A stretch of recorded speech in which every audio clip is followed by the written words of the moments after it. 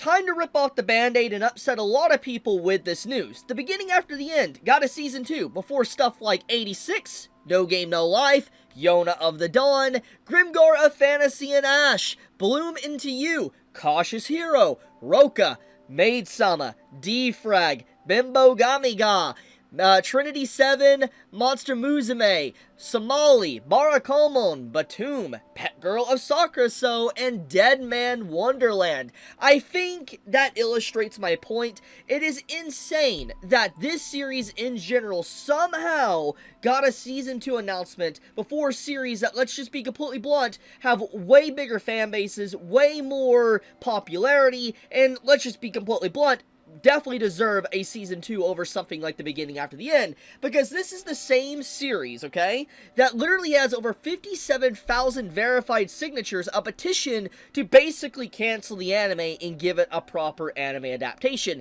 Now, I've talked about this in the past, but obviously this petition's not going to go anywhere, but it does showcase how many disgruntled fans there are of The Beginning After the End. And this is just kind of starting on the edge of, like, all the controversy around the series. This is the same series that literally had the author have to go publicly and talk about how they pretty much didn't understand anime production, and more or less kind of admitted that they got, you know, the rug pulled out from underneath them when they chose Studio ACAT to animate their said series, because they believed that they would give their full dedication and effort to actually do a good job with the series, but anyone that sat down and watched The Beginning After the End knows for a fact that was anything but. In fact, I want to show a clip here. This is hilarious, actually. You can see the quality difference, you know, between The Beginning After the End from an actual series meant for adults, and you can just see the animation quality is just, it's hilarious. It's laughable just how bad it is in comparison to something like that. On top of that, this isn't the only example. We have another one from Cloudy, showcasing a series from a very long time ago, Toradora, having this stunning animation. And once again, I want to remind everybody, Toradora is a romance series, by the way. This is an old school romance that's, let's be honest, at this point, people would probably consider this a retro anime, and it legitimately has better animation and art than something like The Beginning After the End that is a modern day anime from 2025. But even then, this is a romance series, and a romance series having better animation than you when you're a dedicated action show is just embarrassing. It is beyond embarrassing. But it doesn't just stop there. We also need to talk about its rating.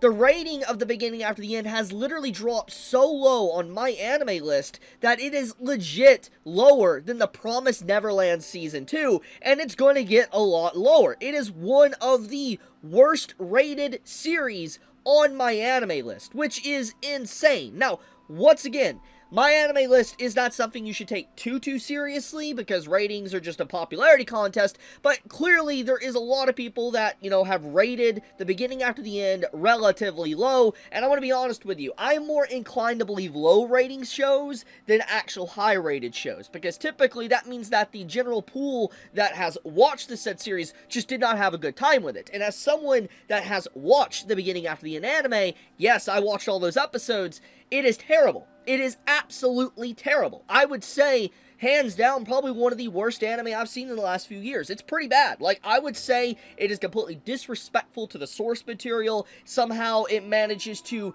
completely damage the franchise, the actual product, The Beginning After the End, beyond repair, to the point to where this is going to have an everlasting effect on the franchise. Like, it's going to be a permanent blemish on the series that is never going to be recovered from. And just seeing just the continuous L's that this series has managed to garner for itself, and somehow it managed to get an announcement for a season 2, is just so beyond questionable to me. And what's even crazier about this entire situation is the fact that Crunchyroll obviously is the one that is in charge, like, really helping with the production with Studio ACAT to get this series off the ground. And it's just like, why? Like, it's so bad. So, let's get into this a little bit deeper. So, I'm going to take an educated guess that The Beginning After the End, when it was getting planned as a series, it was always meant to be basically like 2 cores long. And most likely, this is technically core 2 of The Beginning After the End, but it's being labeled as Season 2. And more or less, they're just rebranding it for Season 2 marketing purposes instead of just splitting it and just saying it's core 2. That's fair, and most likely that is the true reason why this exists in the first place. However, what still stings about all of this is that it most likely is not going to improve whatsoever, and even if theoretically there is a timeline where the beginning after the end does have a good anime, like Season 2 turns out to be legitimately amazing, the problem is that Season 1 is just garbage. It is absolute garbage.